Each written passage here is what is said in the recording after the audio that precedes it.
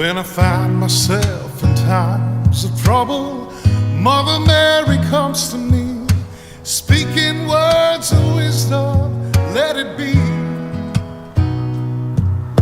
And in my hour of darkness, she is standing right in front of me, speaking words of wisdom, let it be. Let it be, let it be, let it be, oh, let it be. Africa finds itself in trouble many times. Let this platform be a whisper of wisdom to our beloved continent, and let it reach the ears of African leaders of today and tomorrow. Hello, and welcome to Alternative Narratives, a space dedicated to Africa's development journey. My name is Wisdom Zimuto, and I invite you to walk with me as we explore ideas, challenges, and solutions for our continent's future. Africa's story is one of resilience, but also of recurring trials.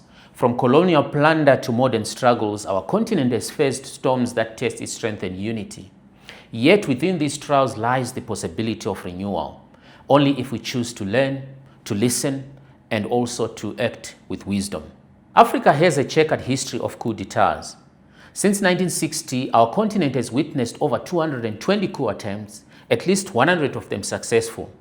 More than half of these coups occurred in West Africa, and today, 8 sitting African presidents first ascended to power through coups.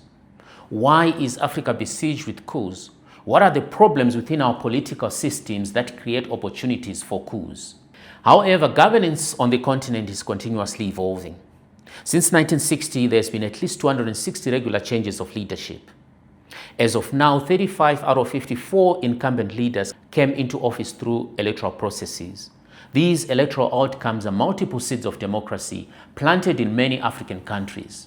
But have we, as ordinary citizens, harvested any democratic dividend? Or are we deceived to believe there is democracy on our continent? Or do we need the current political systems because the democratic menu currently serves just a few? It is time to ask questions, but also to proffer alternatives.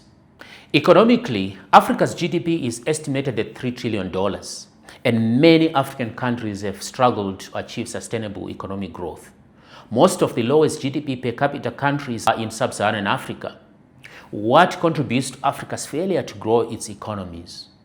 But focusing only on GDP misses the bigger picture. Before production, before growth, before trade, there are people. And people are power. Africa's power is growing. Its population is the fastest growing in the world. 1.5 billion people call this beautiful continent their home. Nigeria, Ethiopia, Egypt, and DRC together account nearly 40% of Africa's population.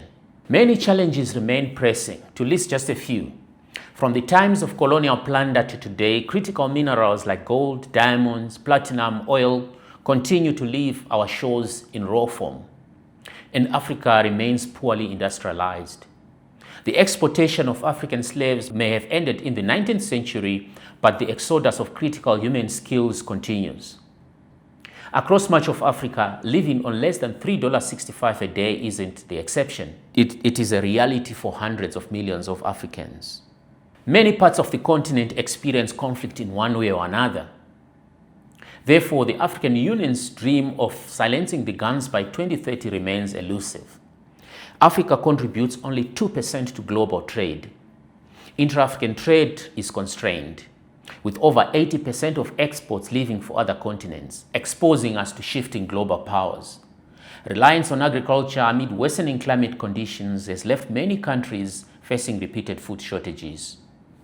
Africa's journey is not defined only by its struggles, but by its capacity to rise above them.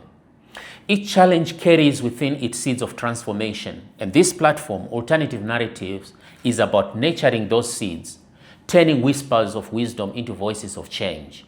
Join me as we continue development conversations. The next episode will dive into Africa's population dynamics, the opportunities, the risks, and the urgent choices our African leaders must make today to shape our tomorrow.